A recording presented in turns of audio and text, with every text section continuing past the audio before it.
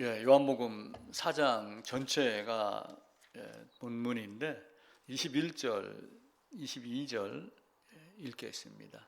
그 나머지는 설교 중에 그냥 짬짬이 보겠습니다. 예수께서 이르시되 여자여 내 말을 믿으라. 이 산에서도 말고 예루살렘에서도 말고 너희가 아버지께 예배할 때가 이르리라. 너희는 알지 못하는 것을 예배하고 우리는 아는 것을 예배하노니 이는 구원이 유대인에게서 남이라. 그러면서 이제 영과 진리로 예배를 드린다라고 말씀을 합니다. 그래서 진정한 예배는 이제 거듭난 영과 또 하나님이 주신 말씀에 근거한 진리의 말씀으로 예배 드리는 겁니다. 근데 이제 사마리아 여인은 이 산에서 예배를 드리겠다. 당신들은 예루살렘에서 예배를 드리냐 하면서 장소와 또 아니면 우리 조상 야곱이 이렇게 하면서 전통과 이런 것들을 이야기를 합니다. 그러나 예배와 장소와 어떤 그 시간 또 정성, 열심, 경건의 모양, 형식 이런 것들이 중요한 것이 아니고 사실은 아들로서 아버지에게, 백성으로서 왕에게 이렇게 예배를 드립니다. 그리고 성도로서 하나님께 예배를 드리는 것이 진짜 예배입니다. 본문에 나오는 유대인하고 사마리아인들은 같은 땅에 사는, 이스라엘이라고 하는 같은 땅에 사는 사람들입니다. 물론 이제 나중에 등장하는 사마리아인들은 쉽게 얘기하면 잡족의 형태가 돼요. 그런데 이제 큰 틀로 보면은 이스라엘 땅이 이렇게 있고 갈릴리 호수가 있고 사해가 이렇게 있으면은 대체적으로 요쯤에서 이제 나중에 나라가 갈립니다.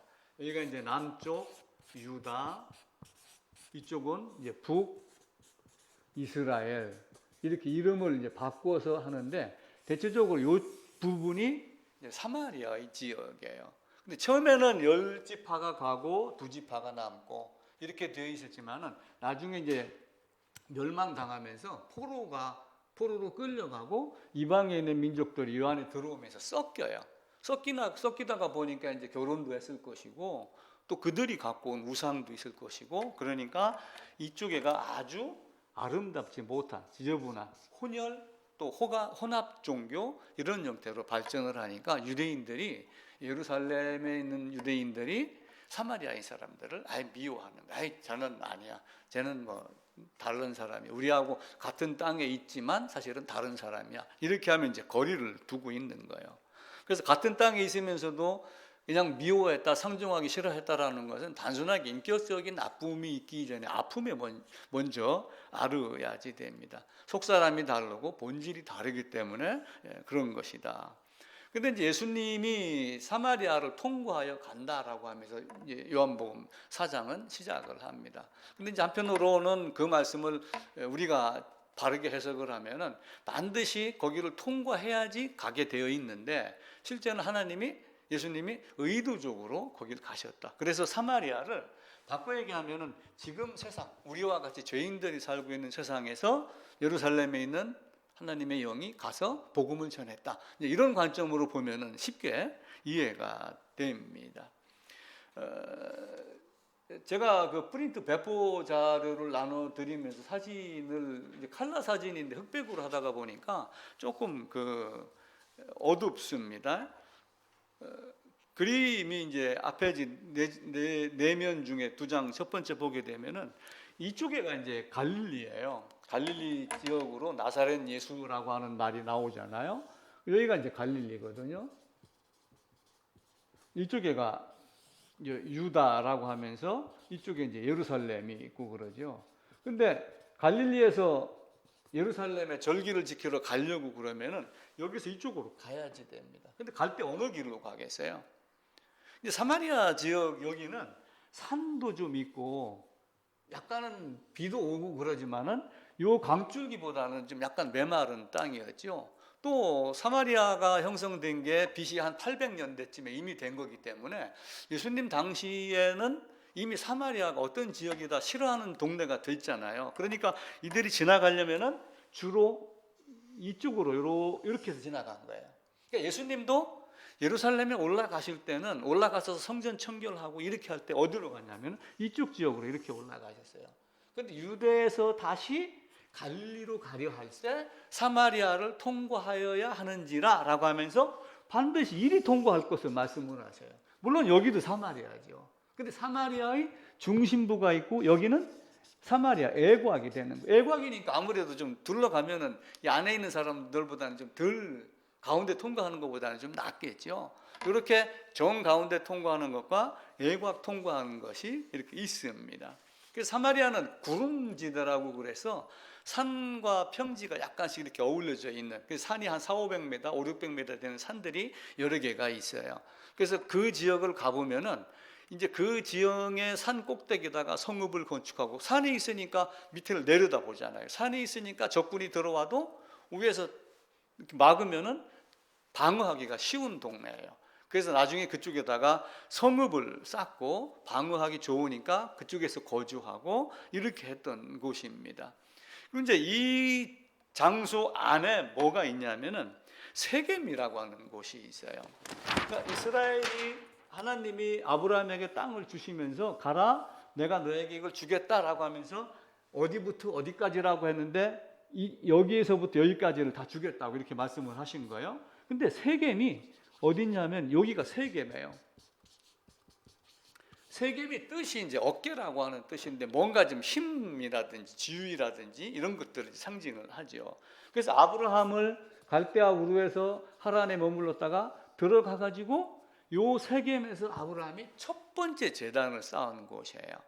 또 하나의 특징은 우리가 양국을 하면은 남북한 통틀어서 중앙 지역이다 이렇게 이야기를 하는데, 세겜이 하나님이 여기서부터 여기까지 준 땅의 거의 중간 지점이 되는 부분이에요.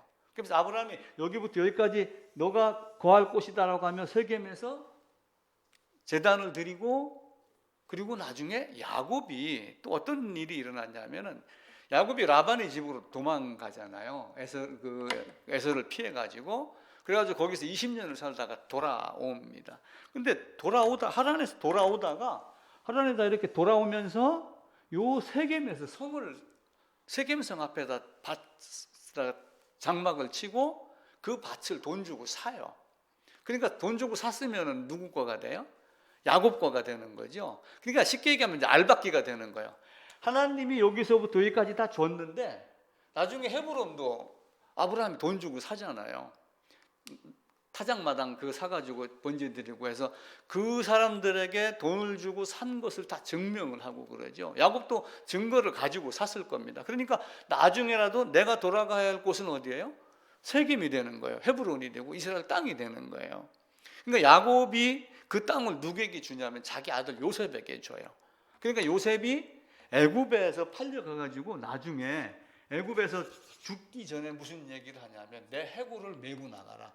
그래갖고 내 해골을 이스라엘 땅에다가 장사 지내라 라고 했는데, 모세가 해골을 들고 나가고 여호수아가 요셉이 해골을 어디다가 장사 지내요? 헤브론으로 안 가요. 할아버지 아브라함, 이삭, 야곱이 묻힌 곳으로 안 가고 야곱이 자기에게 준 땅 세겜 요 자기 땅으로 들어가요. 이렇게 땅이라고 하는 것은 내 앞으로 등기가 돼 있으면은 자기 땅이 되는 거예요. 그러니까 아브라함을 통해서 세겜에다가 첫 번째 제단을 드리게도 했고, 나중에 아브라함은 헤브론을 사서 그게 나중에 예루살렘 성전도 되게 하고, 또 요셉은 그 자리로 들어가고 이렇게 됩니다. 근데 이제 야곱도 그 땅을 100크시타로 산 거예요. 100크시타가 얼마만큼의 크기냐 하면은 은돈 100개인데 은돈 1개가 양 1마리 값으로 친다고 그랬으니까 100크시타면은 양을 100마리를 주고 산 거예요. 쉽게 얘기하면은 송아지 10마리를 주고 소 10마리를 주고 산 거니까 꽤 비싸겠죠. 그 땅을 주고 사가지고 나중에 줍니다. 근데 요셉이 아들이 몇 명 있었어요? 므낫세하고 에브라임이, 요셉이 아들이 둘이 있어요. 근데 나중에 야곱이 이제 요셉에게 갔는데 70명 갔다, 사도행전 7장에는 75명 갔다 이렇게 돼 있어요. 75명 중에 5명은 누구예요? 요셉이 식솔이란 말이에요. 내려간 인구는 70명이고 가가지고 합친 거는 75명이 되는 거죠. 근데 요셉이 있고 요셉의 아내가 있을 거고 므낫세, 에브라임 있고 한 명은 누군가 잘 모르겠어요. 근데 므낫세 에브라임에게 자기가 받은 땅을 줘요. 근데 왜냐하면 요셉이 채색 옷을 입었잖아요. 채색 옷을 입은 거는 쉽게 얘기하면 장자의 권한의 개념이 들어가요. 그래가지고 두 몫을 준 거야. 왜냐하면 이스라엘 법은 장자에게는 두 몫을 준다 되어 있어요. 그러니까 이만한 피자가 한 덩어리가 있어요. 피자가 한 덩어리가 있으면은 삼형제가 있다. 그럼 반쪽은 장남에게, 4분의 1, 4분의 1은 차남, 삼남에게. 이렇게 되면 두 몫이 되죠. 그런 형태로 주는 거예요. 그러면서 요셉에게 네가 애굽에서 낳은 네 아들 둘은 내 아들이다. 이렇게 야곱이 이야기를 해요. 그러면서 그 야곱에게, 요셉에게 그 말을 하면서 두 몫을 주고 나중에 12지파에서 요셉을 빼버려요. 레위가 빠지고. 그러니까 12 안에서 레위가 빠지고 요셉이 빠지니까 10지파가 되는데 므낫세하고 에브라임을 거기다가 집어넣는 거예요. 그러니까 12지파가 되잖아요.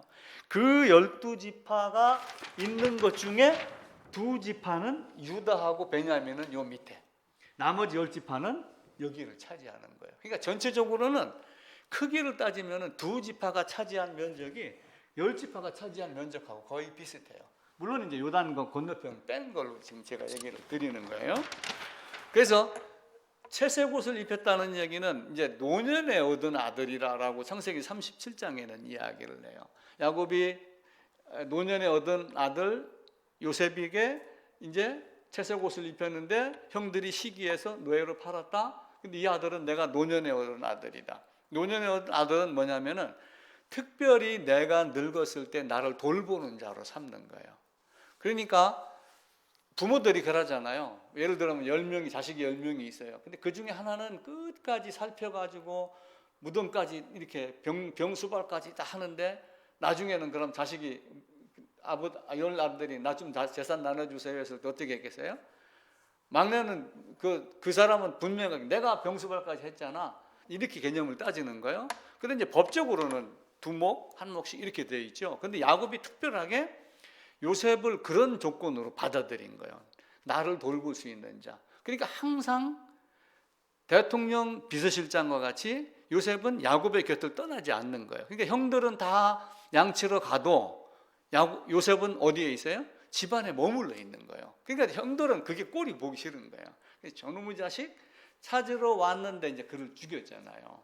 그를 죽여가지고 나중에 몇 살에 만나요? 17살에 팔렸다가 39에 만나니까 12년 만에 만나는 거예요. 얼마나 그 아들이 귀엽겠어요. 좋겠어요. 그래서 그 아들에게 두 몫을 주면서 장자의 고난에 대한 개념을 말씀을 합니다.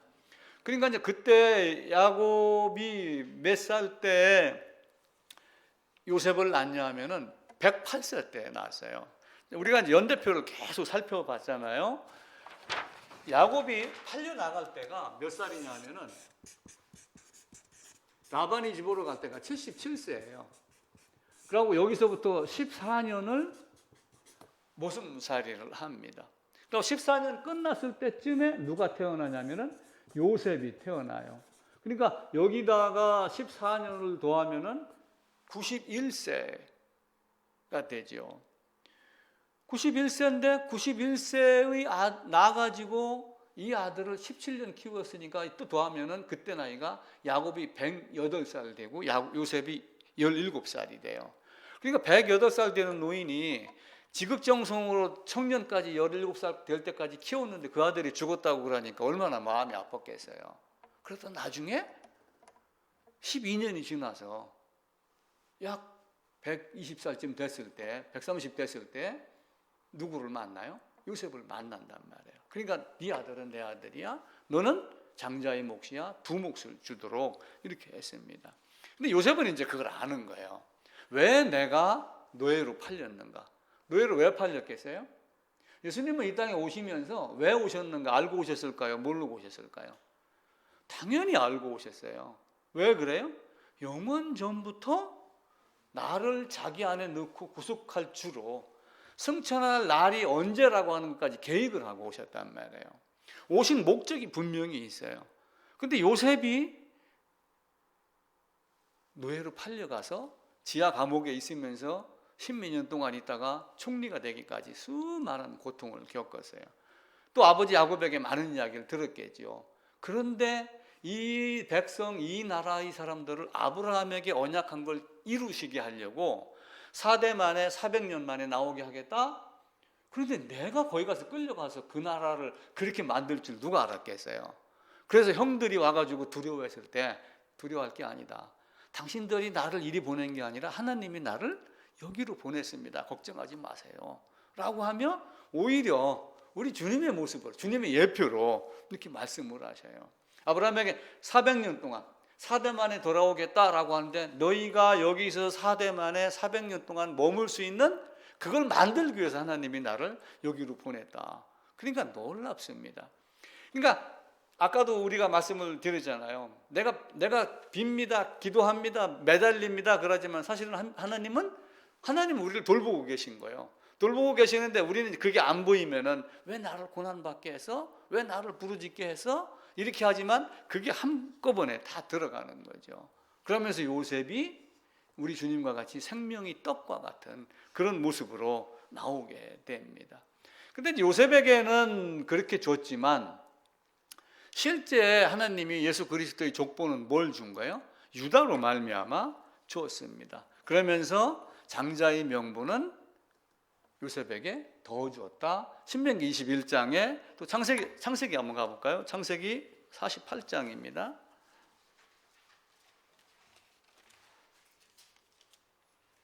22절입니다. 78쪽이네요. 제가 읽을게요. 내가 네게 네 형제보다 세겜 땅을 더 주었나니 라고 하는 것은 한몫 더 주었다, 그 개념으로 보시면 돼요. 내가 네게 네 형제보다 세겜 땅을 더 주었나니 이는 내가 내 칼과 활로 아모리 족속의 손에서 빼앗은 것이니라.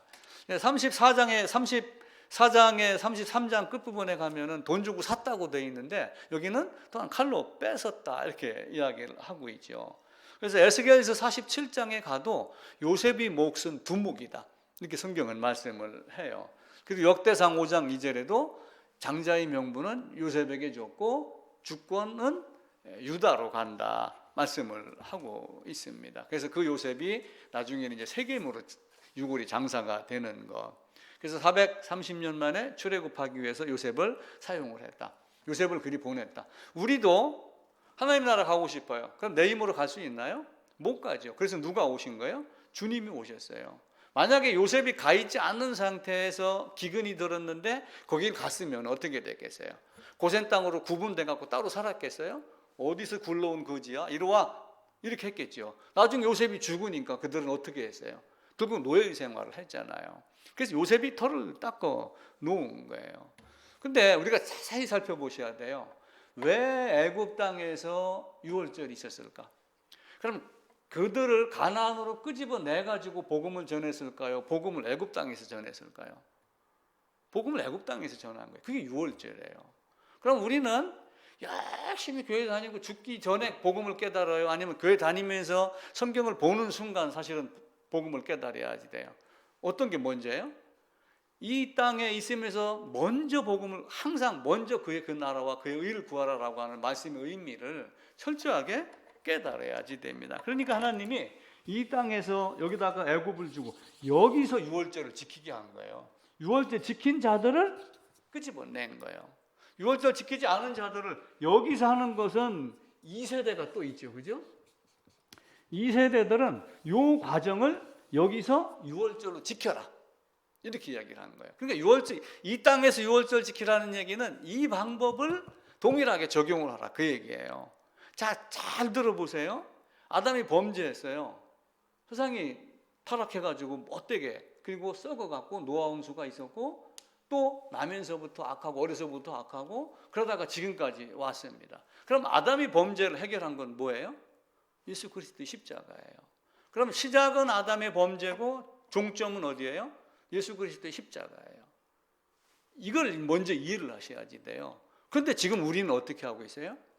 우리는 신약의 시대에 태어났잖아요. 그러니까 뭐가 먼저 보여요? 예수가 먼저 보이는 거야. 이게 큰 허물일 수 있어요. 왜냐하면 우리는 뭘 먼저 보여야 돼요?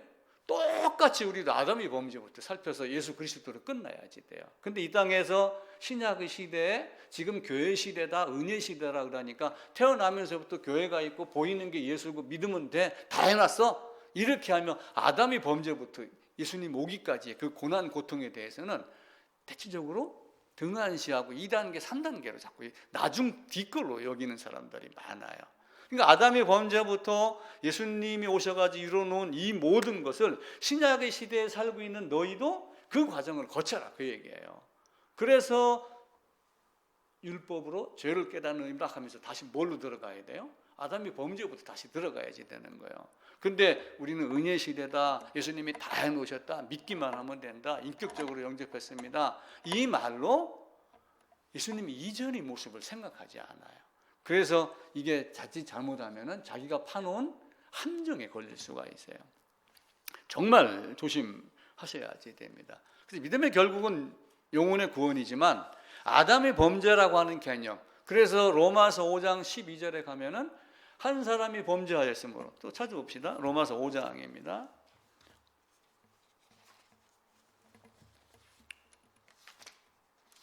12절입니다.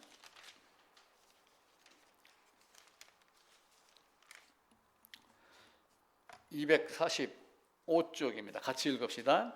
그러므로 한 사람으로 말미암아 죄가 세상에 들어오고 죄로 말미암아 사망이 들어왔나니 이와 같이 모든 사람이 죄를 지었으므로 사망이 모든 사람에게 이르렀느니라. 왜 한 사람으로 말미암아 죄가 들어왔다라고 해놓고 바울은 뜬금없이 모든 사람이 죄를 지었다고 했을까? 우리가 고민하고 심사숙고하면서 이 말씀을 묵상을 해야지 돼요. 그래서 저는 이렇게 이야기를 했잖아요. 당신은 아담 안에 있는 아담이야. 아담의 범죄가 우리는 원죄다 이렇게 이야기를 하지만 이 말을 깊게 해석해서 원죄라는 단어를 탄생시킨 사람이 아우구스티누스예요. 그러면서 로마서 5장 12절에서 바울이 한 이야기는 이겁니다. 바로 당신이 에덴 안에서 범죄한 아담입니다. 그래서 당신이 죄인입니다. 아담이 죄가 전가됐다 안 됐다 이거 싸우는 것은 사실은 이 5장 12절의 말씀을 이해하지 못하기 때문에, 믿음으로 바라보지 못했기 때문에 죄가 전가됐느냐 죄인이 전가됐느냐 이걸 가지고 싸우는 거예요. 그게 5장 12절이 제대로 보인다면 전가 이론을 가지고 싸울 일이 한 개도 없어요. 아담의 범죄가 나의 범죄였구나, 하나님께 반역한 이스라엘의 역사가 나의 역사였구나, 뭐든지 이렇게 동일성, 동질성을 갖고 보게 되면 성경만큼 쉬운 것이 없어요. 결국 믿음의 결국은 영혼 구원인데 내가 죄인으로 출발하지 않으면 안 돼요. 그래서 교회는 이렇습니다, 예수님이 이렇게 오셨습니다, 예수님이 다 용서해 놨습니다, 예수님이 다 해놨습니다, 믿기만 하면 됩니다, 이런 말은 합당한데 속에 있는 의미를 파고 들어가면은 맥락은 아담부터 다시 들어가야지 됩니다. 아까 말씀드렸듯이 이제 12아들이 있는데 12아들 중에 1번, 2번, 3번, 4번 쭉 나가지고 11번, 12번 12아들이 있어요. 요 셋째가 레위예요, 레위. 요 넷째가 유다. 그러니까 유다로 말미암아서 누가 오게 되어 있어요? 나중에 다윗이 왕이 되고 솔로몬, 예수 그리스도 이렇게 오게 되어 있는 거예요. 그럼 그거하고 같은 위치로 요 레위는 뭘 하냐면은 성막에서 봉사하는 자, 제물을 바쳐 갖고 죄에 속지 않은 걸 가리키는 제사장 역할을 하도록 했습니다. 그러니까 너희는 땅에 가서 일하고 뭘 기업으로 받을 게 아니라 기업에서 뺀 거예요. 그리고 이제 아까 얘기를 드렸던 요셉이 11번째 자식인데 여기에 므낫세, 에브라임 해갖고 하나, 둘, 요셉 빼고 이렇게 빼면은 므낫세, 에브라임에서 12이 되죠. 이렇게 이제 시작을 한 거예요. 이렇게 하면서 나중에 분열 왕국이 돼요. 그러니까 수가성 여인이 있던 사마리아가 왜 이렇게 됐는가를 먼저 이해를 하셔야지 사마리아 여인에 대한 개념을 알아요. 이제 분열 왕국이 시작이 된 것은 솔로몬이 죽고 나서부터 시작이 돼요. 그러니까 아브라함, 이삭, 야곱 쭉 왕들이 내려오다가 나중에는 사울 왕이 어떻게 해요? 사실은 하나님을 믿지 않는 거예요. 하나님보다 세상 왕의 제도가 더 좋다. 이스라엘 백성은 그렇게 여긴 거예요. 그래가지고 사울, 다윗으로 이제 이어지죠. 근데 이 다윗으로 왕위가 쭉 이어지다가 나라가 다윗이 40년, 솔로몬이 40년 이렇게 왕을 하다가 죽으면서 나라가 둘로 딱 쪼개져요. 그때가 이제 930년이에요. BC 930년. 요 쪼개졌을 때 이제 백성들이 어떻게 하냐면, 하나님이 쪼개진 것도 하나님의 계획이에요. 솔로몬이 악한 행동을 하고, 솔로몬에게는 첩이 700명이고 후궁이 300명이고 1000명의 여인이 있었잖아요. 이것도 다 하나님의 계획입니다. 그러면서 나이가 많으면서 우상을 따라간 것도 하나님의 계획이에요. 그렇게 하면 나중에 하나님이 솔로몬에게 이 잘못이 있으니까 내가 나라를 둘러 쪼개서 이렇게 하겠다라고 미리 말씀을 하셔요. 이제 말씀과 동시에 그 말씀에 따라서 들어져 있는, 그러니까 작가가 먼저 대본을 쓰고 연극인 배우들은 대본인데 따라서 움직이고, 그것하고 똑같습니다. 열왕기상 한번 볼게요. 열왕기상 11장입니다.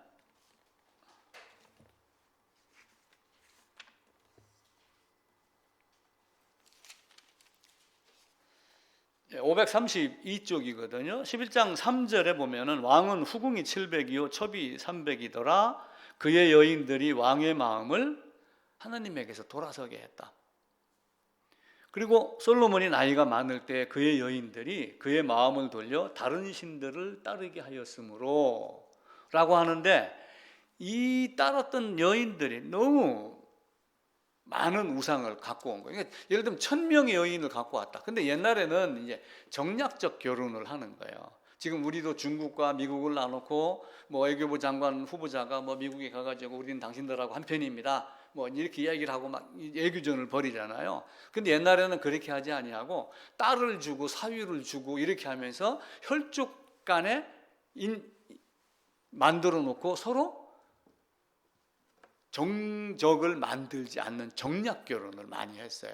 아마 이 중에 대다수는 정략 결혼일 수도 있어요. 그런데 그들이 들어올 때 맨손으로 들어오나요?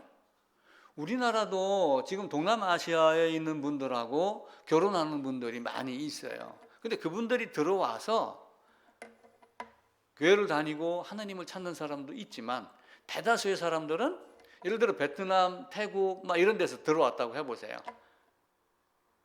교회 가는 게 쉬울까요? 쉽지 않아요. 필리핀 사람들은 좀 덜해요. 왜냐하면 거기는 가톨릭이 들어왔었고 지금 개신교가 많이 들어가 있으니까. 나머지는 굉장히 힘듭니다. 근데 그들이 갖고 온 우상 때문에 하나님이 마음을 돌려 떠나게 했고 라고 하면서 이제 9절 한번 보겠습니다. 솔로몬이 마음을 돌려 이스라엘 하나님 여호와를 떠남으로 여호와께서 그에게 진노하시니라. 일찍이 2번이나 그에게 나타나서 이 일에 대하여 명령하사 다른 신들을 따르지 말라 했으나 명령을 지키지 않았으므로 솔로몬에게 내가 내 언약과 내가 내게 명령한 법도를 지키지 아니하였으니 내가 반드시 이 나라를 내게서 빼앗아 내 신하에게 주리라.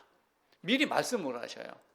그리고 말씀을 하고 그 다음에 26절에 솔로몬의 신하 중에 신하의 아들 여로보암이라는 사람이 등장을 하는데, 이 여로보암이 예루살렘에 나갈 때 선지자 아이야를 보내갖고 29절입니다. 옷을 찢으라고 그래놓고 12조각으로 찢으라 해놓고 10조각을 네가 가져, 2조각은 아니고, 이렇게 하면 하나님이 나라를 갈라지기 하기 전에 이미 솔로몬에게 얘기하고 여로보암에게 미리 알게 해요. 그래놓고 이제 나중에 솔로몬이 죽어요. 그럼 여로보암도 그걸 어느 정도 알겠죠, 당연히. 그러니까 여로보암은 그걸 알고 반역을 꿈꾸었고, 그리고 솔로몬이 그걸 알고 그를 죽이려고 그러니까 애굽으로 도망갔다가 솔로몬이 죽자 돌아옵니다. 그러니까 솔로몬도 이제 그걸 아는 거예요. 무슨 끼가 생기면은 열나라를 저놈이 가져갈 거야? 하나님이 그렇게 하셨어. 내가 저놈을 죽이면은 괜찮겠지? 막 이런 생각을 했는지 모르죠. 근데 만약에 여로보암에게 주겠다라고 했으면 여로보암이 죽나요? 솔로몬이 죽일 수 없어요. 다른 방법으로 그를 죽이지 못하게 하시죠. 근데 솔로몬이 죽고 나서 나라가 둘로 쪼개지면서 이름이 이제 비슷합니다. 다윗이 40년 동안 왕을 하고 솔로몬이 40년간 해요. 근데 이제 요 위쪽에는 여로보암이라고 해가지고 신하 중에 신하의 아들이에요. 여기는 르호보암이라고 해서 솔로몬의 아들이에요. 그러니까 여기는 직통 적자로 장자로 나가는 거고, 여기는 유다의 개념이 아니에요. 유다의 개념이 아닌 다른 사람들에게 왕의 자리를 만들어주는 여로보암이라는 자리를 만들어요. 자, 그럼 솔로몬에게 너 이렇게 나라를 쪼개서 줄 거야? 또 아이야 선지자가 여로보암에 가가지고 너 이렇게 해서 10조가 가져갈 거야? 라고 딱 얘기를 했단 말이에요. 근데 이제 신하들이 솔로몬이 죽고 나서 솔로몬이 아마 이제 그 성전 건축하고 이렇게 하면서 세금을 좀 많이 걷어들였겠죠. 그리고 늙어서 망령이 들며 마음을 돌려 하나님을 떠나면서 내가 너희에게 돈을 더 거둘 거야, 세금을 더 거둘 거야, 막 이렇게 해서 더 많이 쪼아들였는지는 모르겠어요. 근데 신하들이 가가지고 당신의 아버지 솔로몬이 우리에게 세금을 너무 많이 거둬들였습니다. 그러니까 이제 그걸 좀 줄여주십시오 라고 얘기를 하니까 솔로몬의 아들 르호보암이 어떻게 했어요? 지혜를 구할 때 노인의 지혜가 좋아요, 젊은이의 지혜가 좋아요? 옛날에는 노인 한 사람이 죽으면 도서관 하나가 없어지는 거다 이렇게 이야기를 했어요. 유대인들은 그런 정도로 노인의 지혜가 좋다고 그렇게 한 거예요. 근데 이 르호보암이 그들에게 노인에게 지혜를 구하지 않냐고 자기 부가 어렸을 때부터 뛰놀던 동네 친구들에게 지혜를 구한 거예요. 그러니까 어떻게 해요? 야, 왕권 잡았으니까 조져, 이번 기회에. 그러면 뭐 어느 놈이 뭐라 하겠어? 백성들이 왔을 때 우리 아버지는 채찍으로 했지만 나는 전갈 그 물이면 독이 있잖아요. 나는 너희를 더 그렇게 다스리겠다. 그러니까 백성들이 어떻게 해요? 르호보암을 떠나서 여로보암에게 갑니다. 그러니까 하나님은 계획하셨고 백성들은 악한 상태로 마음이 바뀌면서 하나님의 계획이 이루어지게 한 거예요. 참 희한한 방법을 쓰십니다. 만약에 하나님이 나를 악하게 만들려고 지금보다 더 하려고 하면 내가 더 악해질 수 있어요, 없어요? 솔로몬도 악해졌는데 나는 악해지지 않겠어요? 다윗이라고 하지만 다윗이 어떤 그런 의미로 솔로몬을 악해하려고 바세바에게서 범하게 만약에 했다라고 하나님의 계획이에요. 그 다윗도 바르지 못한 짓들을 많이 했죠. 근데 나중에 역대기에 가면은 다윗이 바세바를 범한 거 말고는 다른 건 다 잘했다 이렇게 또 기록을 해요. 그럼 왜 그래요? 한쪽에서는 왕실의 족보를 따라서 다윗의 흠을 안 잡으려고 하는 거예요. 그러니까 역대기는 좋은 점을 기록했다라고 보시면 돼요. 열왕기는 이렇게 해서 멸망을 했지 역대기는 이렇게 했기 때문에 우리는 회복이 돼야 되고 왕권이 내려오야 되면서 새 예루살렘으로 들어가야 될 족속이야. 이걸 드러내려고 하는 거예요. 의도가. 그런 의도로 열왕기하고 역대기를 구분을 하시면은 이해가 됩니다. 그래서 르호보암이 그렇게 포악하게 바뀌었고 여로보암이 10자리를 차지했고 이렇게 됐습니다. 근데 이 여로보암에게 나라가 두 개가 아까 이렇게 이제 있으면은 여기에 2지파, 여기에 10지파. 그러니까 10지파가 가진 땅 요 안에 사마리아의 지역이 생겨요. 사마리아. 근데 이 세겜은 어떻게 됐다고 그랬죠? 아브라함이 처음 제단 쌓았던 것. 그리고 야곱이 돌아오면서 세겜 땅을 사가지고 성에 머물렀던 것. 근데 사실은 또 하나의 교훈을 찾으면 성에 머무려야지 돼요. 머무르면 안 돼요.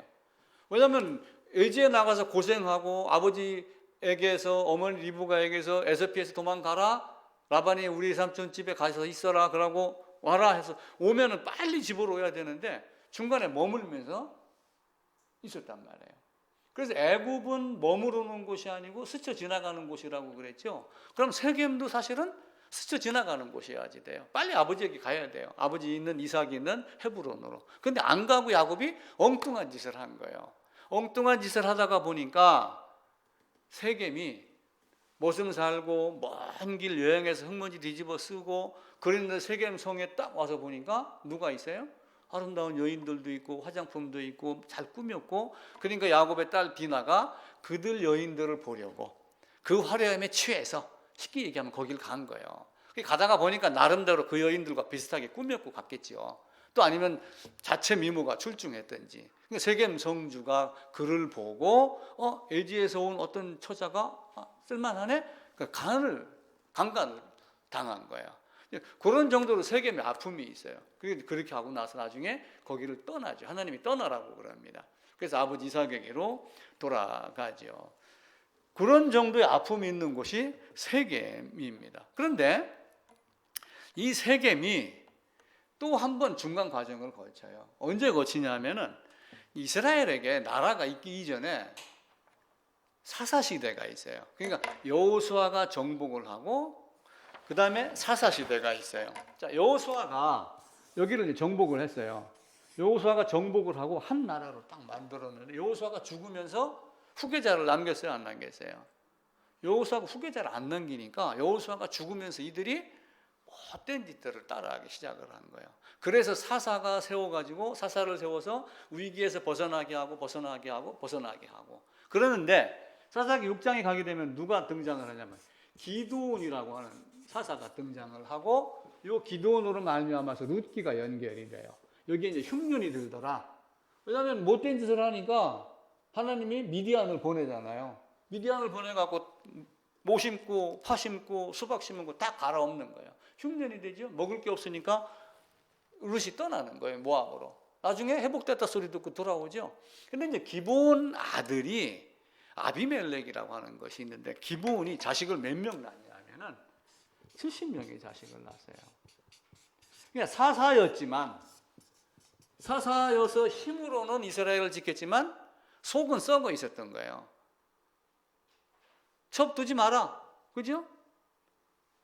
당연한 거 아니에요. 근데 아들 70명을 뒀으면 딸도 몇 명 있을 거 아니에요. 70명의 자식이 있으려면 여인들이 몇 명이 있겠어요? 굉장히 많은 숫자가 있었겠죠. 이 70명 아들이 살고 있는 장소가 어디냐면은 세겜이었어요. 세겜. 그러니까 이 세겜이 나중에 이제 이 아비멜렉이 기드온이 죽고 자기가 계속해서 왕의 자리를 지도자의 자리를 차고 나가려고 세겜성에 70명 거하는 자기 동생들, 자기 형제들, 자기 형들 싹 죽여버려요. 하나만 도망 나가고 69명이 죽는 거죠. 그걸 다 죽이고 나서 왕 노릇을 해요. 거기서. 근데 3년이 지나니까 아이고 저 후레자식 형제 다 죽이고 왕된 놈이야, 포악한 놈이야, 뭐 이런 여러 가지 얘기가 나왔겠죠. 그래서 이스라엘 백성들이 아비멜렉을 싫어하고 반역을 합니다. 그리고 나중에 아비멜렉이 힘으로 가가지고 이 세겜 성 쌓는 것을 헐어버려요. 허는데 이제 여기에서 왕이 됐던 여로보암이 어디를 가냐 하면은 이때는 사사시대예요. 사사기, 사무엘상, 열왕기상, 이 순서대로 나가니까 그 훗날 여로보암이 여기를 가가지고 세겜 성을 재건을 해요. 재건을 하고 여기를 거의 도 비슷하게 삼아요. 그러니까 이제 문제가 또 하나 뭐가 있어요? 여로보암이 어떤 짓을 했냐면은 이스라엘이 자 예루살렘이 여기에 있어요. 예루살렘이 그럼 이스라엘 영역이 이렇게 있어요. 그럼 제일 끝 지역이 단이라고 하는 지역이에요. 나중에 이제 단지파가 이제 옮겨가거든요. 그리고 여기에 남북 갈라진 여기에 베델이라고 하는 장소가 있어요. 베델. 그러니까 베델이 뭐예요? 떡집이거든요. 그죠? 베델. 베들레헴 말고 베델이라는 장소가 있는데 이 여로보암이 아론이 했던 짓을 따라해요. 아론이 뭘 만들었어요? 금송아지를 만들었잖아요. 그래서 금송아지를 만들으니까 백성들이 뭐라고 그래요? 이것이 너희 신이다, 하나님이다 그러니까 아멘 이렇게 했단 말이에요. 그런데 여로보암이 똑같이 금송아지를 만들어 갖고 여기다가 송아지 형상, 여기다가 송아지 형상하고 두 개를 딱 놔둬요. 왜 두 개를 여기다 놔놨을까요? 세겜을 중심으로 해서 그래도 여기 있는 사람들이 그래도 우리는 예루살렘에 가야 돼. 이 생각이 있었겠어요? 없었겠죠? 있죠. 예루살렘에 가는 걸 막은 거예요. 얀마 가지마. 베델에서 여기다가 예배드려. 이게 여로보암이 했던 짓이에요. 그리고 여기서 너무 멀리 올 거 없어. 너희들은 이쪽 가서 해. 그러니까 저 어디야? 백두산 쪽에다가 하나 만들어 놓고 38선 바로 있는 DMZ 그 옆에 가까운 데다가 하나 만들어 놓고 거기를 오고 가고 여기는 오지 마. 그래서 왜냐하면은 이들이 예루살렘에 가서 예배를 드리다가 여로보암을 떠나서 르호보암에게로 돌아갈까 걱정을 했기 때문에 그래요. 그리고 세겜이 이렇게 썩어가기 시작을 합니다. 근데 이 세겜에 썩어가기 시작을 하는데 나중에 또 어떤 일이 일어나냐면은 이들이 요 세겜이 이제 여로보암이 이렇게 이제 차지했어요. 근데 이스라엘이 나중에 멸망을 해요. 언제 멸망을 하냐면은 나라가 쪼개지면서 722년도에 멸망을 해요. 그리고 여기는 586년도에 멸망을 해요. 차이를 두죠. 자, 그러면은 앞에 나라가 멸망한 걸 봤어요? 그러면 정신 차려야 돼요? 안 차려야 돼요? 정신 차려야 되죠. 그런데 이들이 하는 걸 보고도 나쁜 짓을 계속한 거예요.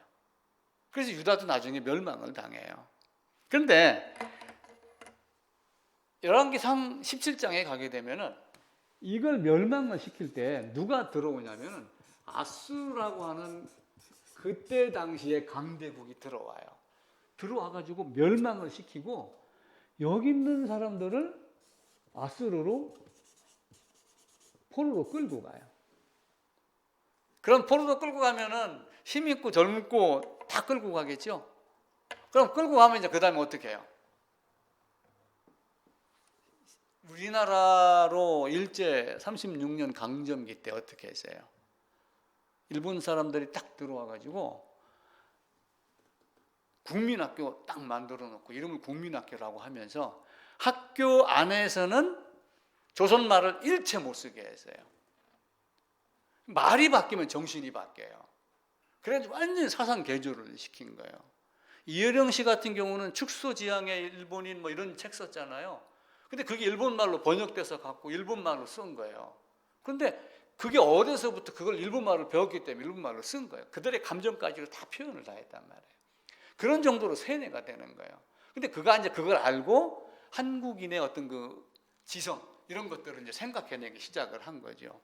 그래놓고 이들이 아수르라는 나라가 바벨론에서 구다에서 어디에서 전부 아수르 사람들을 집어다가 여기다가 다 집어넣는 거예요. 그럼 여기가 어떻게 되겠어요? 완전 잡동사니가 된 거예요.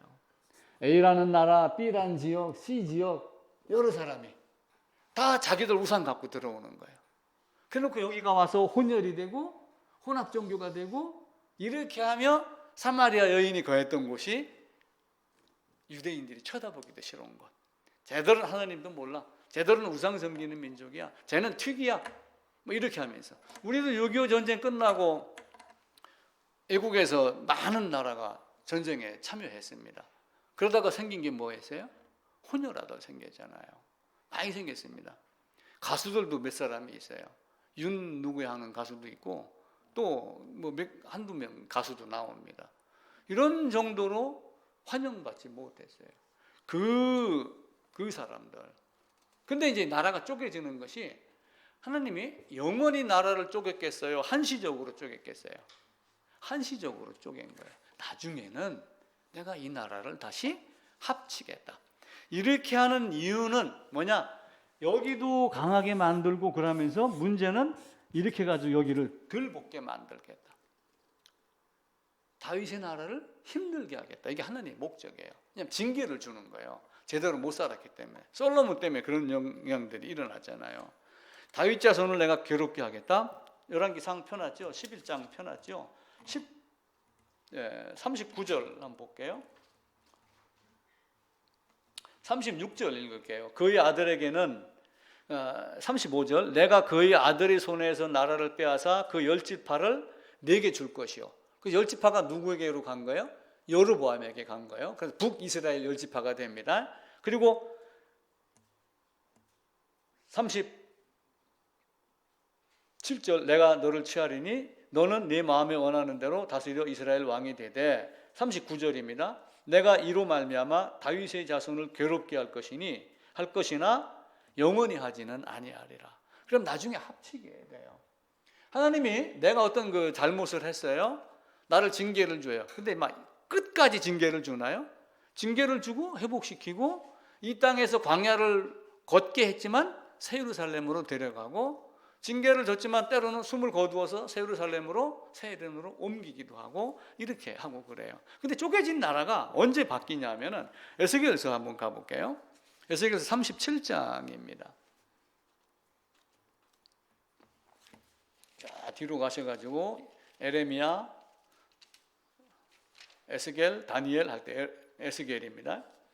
에스겔 37장에 보면 이제 이스라엘이 회복되는 장면이 나와요. 포로로 끌려가서 다시 회복되는데 뼈가 부딪히고 힘줄이 생기고 살이 입혀지고 가죽이 입혀지고 이렇게 하면서 제 모습을 찾는 이스라엘 나라가 회복이 됩니다. 근데 회복이 될 때 어떻게 얘기를 하시냐면은 16절입니다.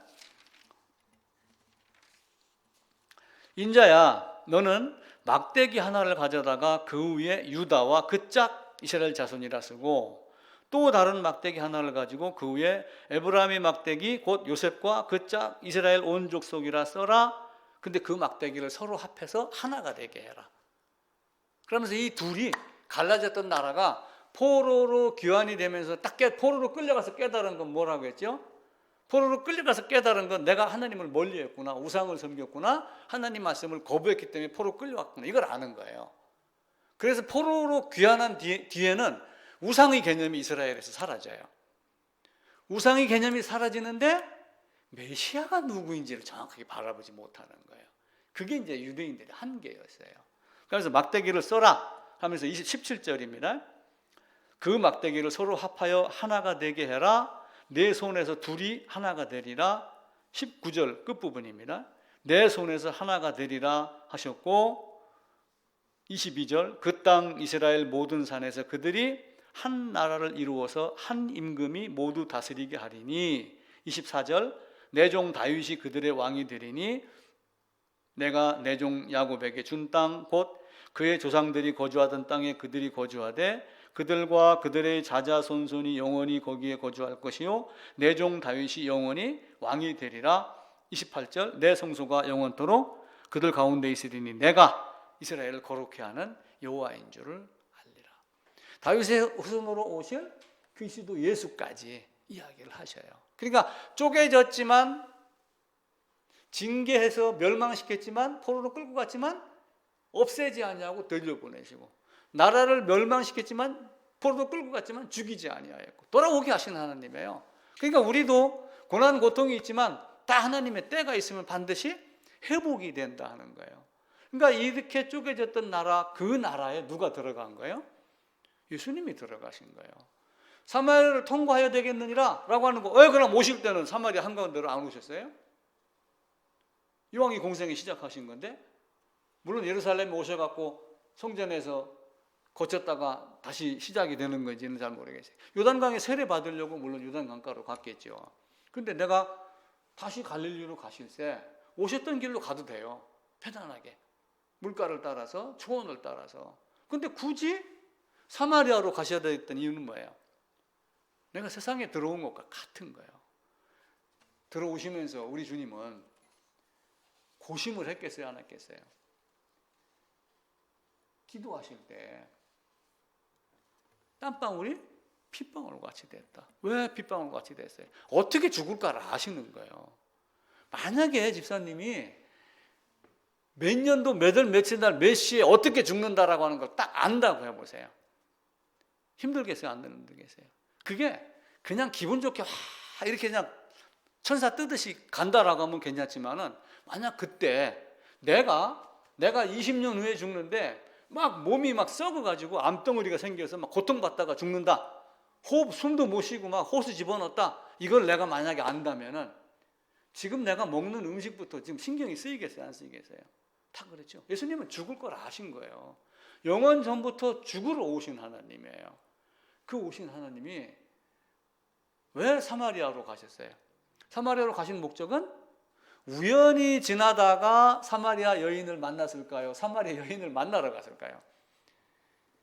하나님 사전에는 우연이 없어요. 그 여인은 거기로 오게 되어 있고 와서 목마른 여인으로 등장하게 되어 있고 하나님은 생수로 거기를 가게 되어 있고 그러니까 우리는 이 땅에 살면서 그거 한 가지 보는 거예요. 성경을 통해서 그거 한 가지 깨닫는 거예요. 내가 너에게 생명을 주노라. 자, 출애굽할 때 어떤 일이 일어났어요? 10가지 재앙 막 했잖아요. 우박 내릴 때는 애굽 고센 땅에는 우박이 안 내리게 했어요. 그렇죠?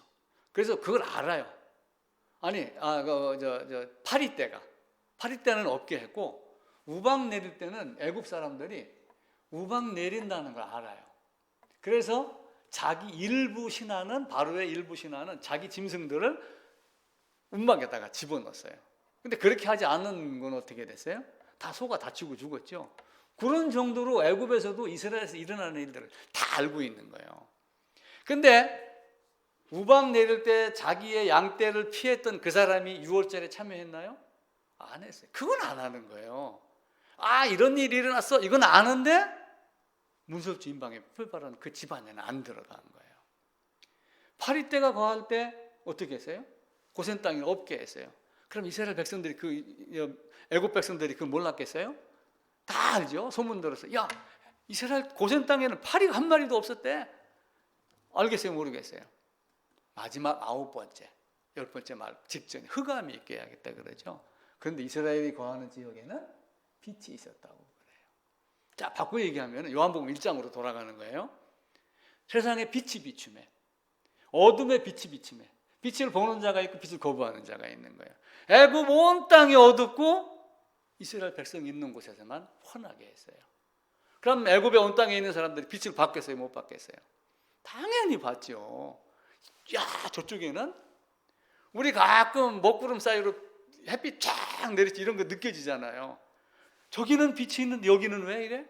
근데 그 사람들이 출애굽하는 그 바로 직전에 유월절 지키는 거 알았겠어요? 몰랐겠어요? 막 양을 잡아서 일주일 동안 뭐 보관해놓고 뭐하고 늘 부산 떠는 거 보고 왜 그렇게? 이렇게 물었겠어요? 안 물었겠어요? 저는 물어봤다고 생각을 해요. 또 첩자가 또 다 있잖아요. 지금도 첩자가 있듯이 그때도 다 있을 겁니다. 이렇게 하는 거래. 근데 그 안에 들어간 사람이 있었나요? 없었죠. 왜 수많은 잡족이 따라왔어요? 단지 유월절이라고 하는 것 하나 때문에 따라 나왔을까요?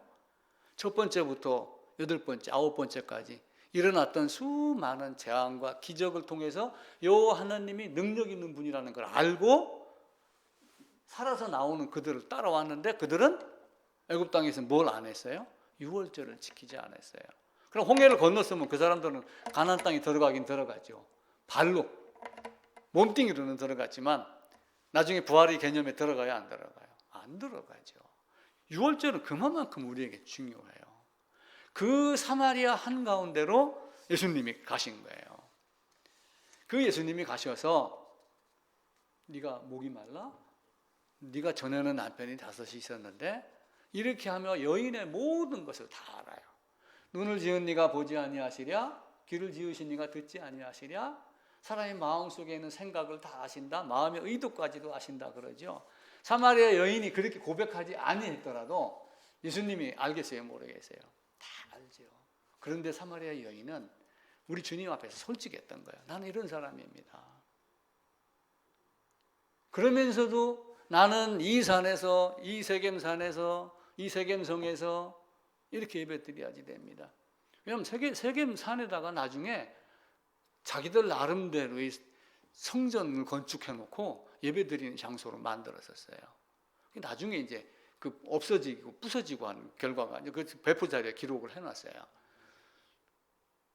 그런 모습 속에 이 산에서도 당신은 예루살렘에도 그런 장소 이런 개념이 아니다. 내가 주는 물을 먹으면은 그러니까 당신이 야곱보다 큽니까? 라고 하며 조상을 들먹거리고 우리 조상 아브라함 우리 아버지다 야곱의 족속이다 라고 했지만 나는 교회 10년 다녔고 우리 조상 5대 전부터 예배당 다녔습니다. 이게 무슨 중요해요? 당연히 중요하죠. 그런데 거듭나지 않냐면 중요하지 않아요. 내가 야곱의 후손입니다. 우리 조상 야곱이 준 우물에서 우리는 물을 먹습니다. 그런데 그 물이 생수가 아니면 어떻게 돼요? 그 물은 목이 마르지만 내가 주는 물은 영원히 목마르지 아니하겠다라고 하고 그 수가성 여인이 눈을 뜨는 거예요. 눈을 딱 뜨니까 뭘 버려요? 자기의 물동이를 버리는 거예요. 물동이를 버렸다는 얘기는 뭐예요? 자기 모든 것을 다 버렸다는 얘기예요.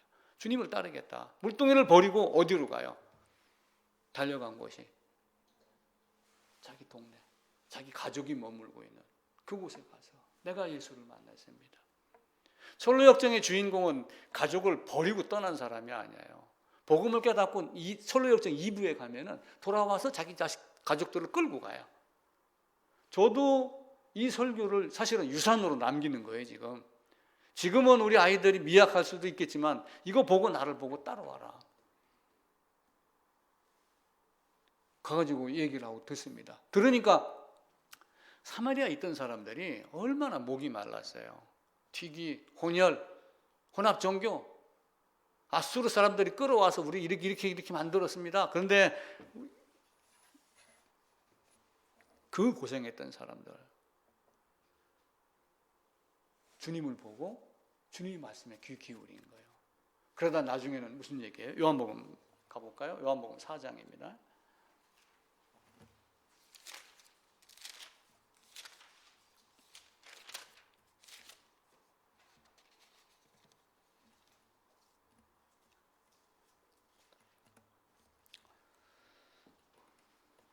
(40절입니다) 사마리아인들이 예수께 와서 자기들과 함께 유하시기를 청하니, 이제 이들이 예수님을 붙잡기 시작을 한 거예요.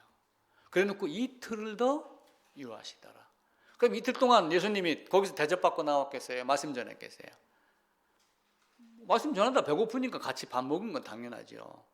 중요한 건 그들이 원했고 예수님은 말씀을 주셨고, 그래서 영원히 목마르지 아니한 자들로 그들이 바뀐 거예요. 그래서 이제는 전에는 네가 말하는 여인 네가 말하는 걸 듣고 내가 알았는데 이제는 주님께 직접 듣고 내가 알았다. 우리 신앙이 그렇게 바뀌어야지 돼요. 저도 어쩌면 소가성 여인과 같은 역할을 하는 거예요. 여러분들에게 내가 예수를 만나서 내가 만난 복음은 이겁니다 라고 하고 성경을 보고 설교를 듣고 읽고 깨닫고 하면서 이제는 내가 당신이 아니라 내가 성경을 보고 이렇게 깨달았습니다. 그 경지로 나가야지 돼요. 그래서 우리의 신앙은 날로 이렇게 바뀌어야지 됩니다. 예수님은 의도적으로 사마리아로 가셨어요. 그 사마리아, 그 세상 썩은 곳, 우상 종교 가득 찬 것, 그곳으로 가셨어요.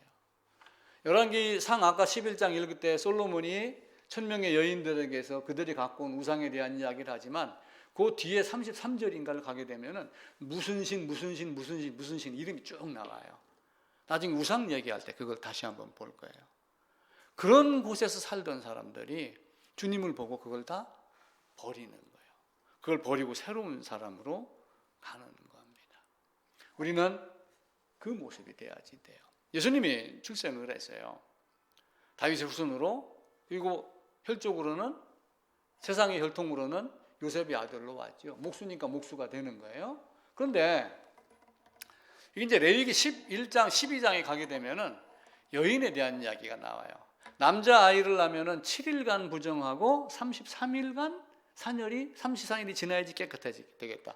근데 여자 아이를 낳으면은 14일간 부정하고 66일이 지나야지 된다. 라고 하면서 이제 아들 예수를 나와 마리아에게서 나왔으니까 7일 30일 그러면 40일 되겠죠. 40일 지나면 정결 예식을 하러 어디로 가냐면 예루살렘에 가요.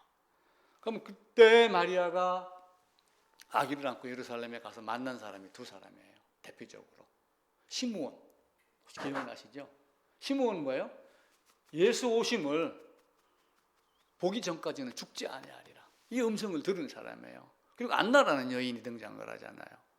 둘이 딱 보고 이제는 죽어도 여한이 없습니다.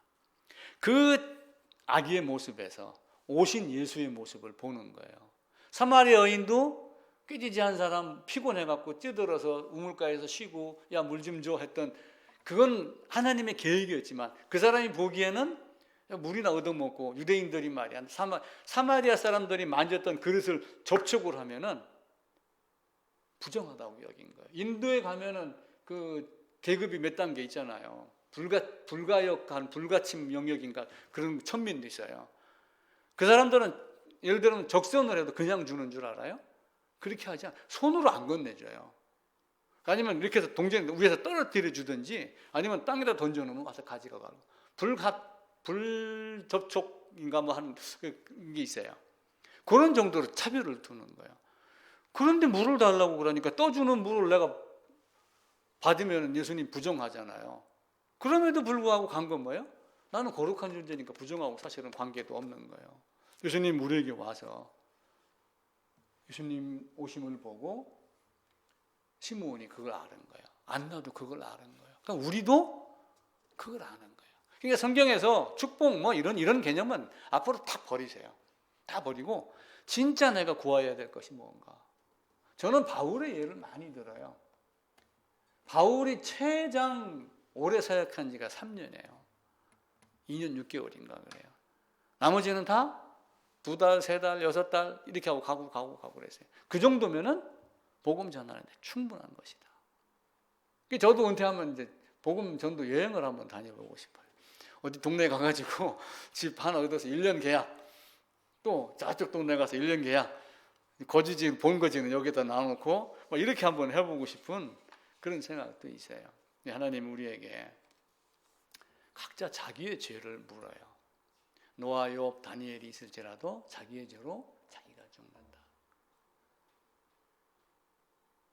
내가 죄를 졌어요?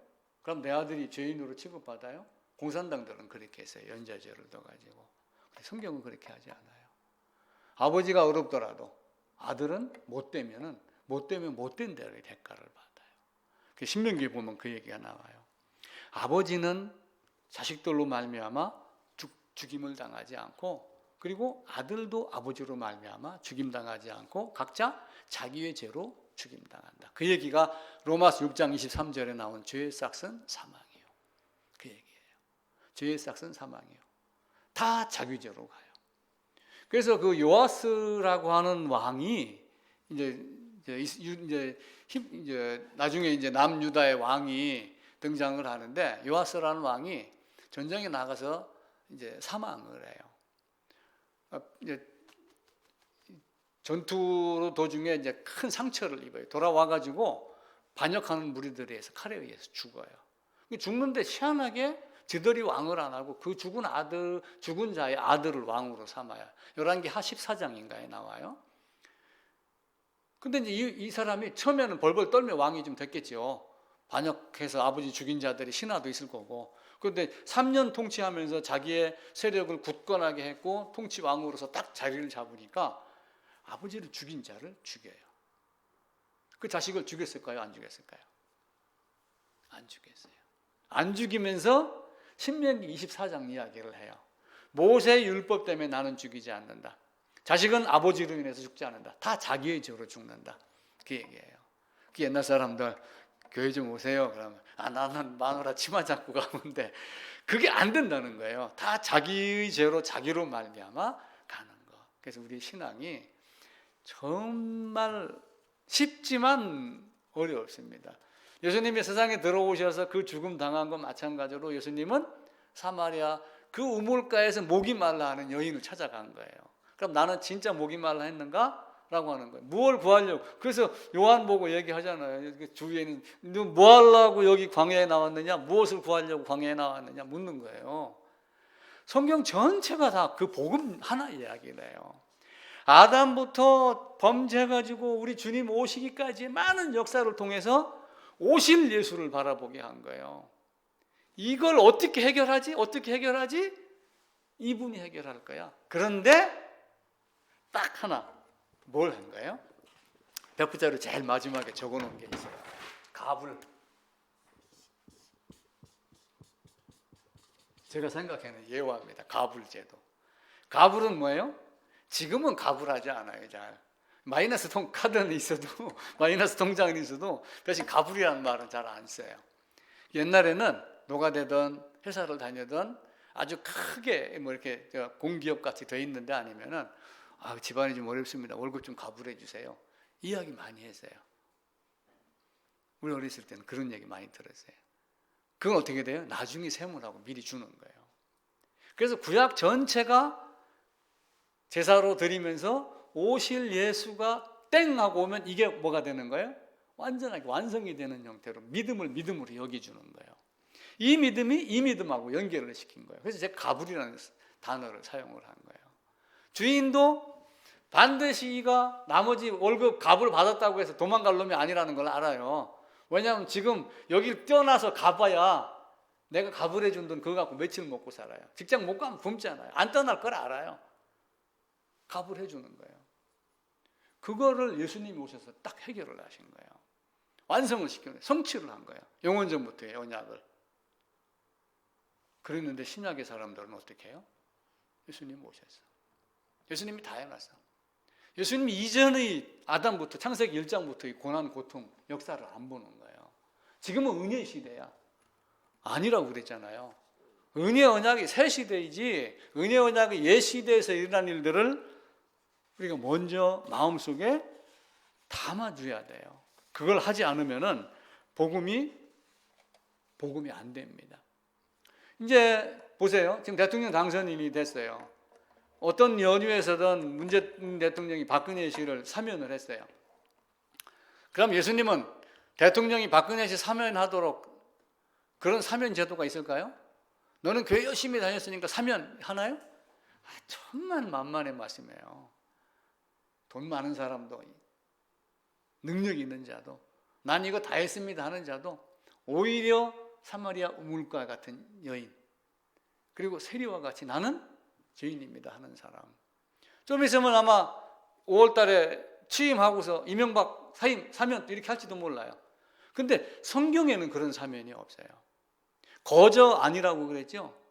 거저는 어떤 의미였어요? 내가 그 자리에 못 박히지 않았지만 내가 로마서 5장 12절대로 에덴에서 범죄하지 아니하였지만 그 안에 있었던 것 같이 구약은 우리에게 뭘 가르치냐면 안수를 통해서 연합을 가르쳐요. 그 연합을 지금 믿음으로 내가 예수 안에 들어가는 걸 믿음으로 해결하는 거예요. 그래서 그 십자가가 누구의 십자가예요? 나의 십자가가 되는 거예요. 우리 다음 주에 그 찬송 복음성경 불러봅시다. 예수 죽음 내 죽음, 예수 장사 내 장사, 예수 부활 내 부활이라고 옛날 사람들이 그렇게 가사를 줘서 찬송가를 불렀어요. 우리는 그걸 안 하면은 나중에 교회 열심히 다니고 내가 너를 도무지 알지 못하노라 라고 하는 일을 당할 수도 있어요. 그래서 우리는 지금부터 계속해서 아담의 범죄, 이스라엘 역사를 통해서 저게 내 모습이야를 보고 나한테 다가올 예수를 이미 오신 예수니까 다 해놨습니다. 믿습니다. 이거 말고 다른 방법으로 접근을 해야지 오신 예수님이 우리에게 이루어놓은 것이 온전하게 이루어집니다. 그 사마리아 여인을 통해서 세상에 들어오신 우리 주 예수님, 또 사마리아 여인과 같이 목이 마른 존재가 바로 나다라고 하는 것, 그리고 그 생수가 누군가라고 하는 것을 당신이 그 메시아냐? 네가 지금 말하였느니라. 내가 그라라고 말했던 그 내가 그라라고 하는 것이 출애굽기 3장 14절에 있는 나는 스스로 있는 자다라고 하는 것 같은 맥락이에요. 나는 나야. 내가 그야. 내가 메시아야. 내가 하나님이야. 그래서 예수님이 성자 하나님이 본인을 하나님이라고 부를 때는 성부가 아니고 이렇게 이제 말씀을 정리를 한번 드렸던 적이 있어요. 꼭 기억을 하셔서 사마리아 여인과 같은 삶이 되도록 부탁을 드리겠습니다.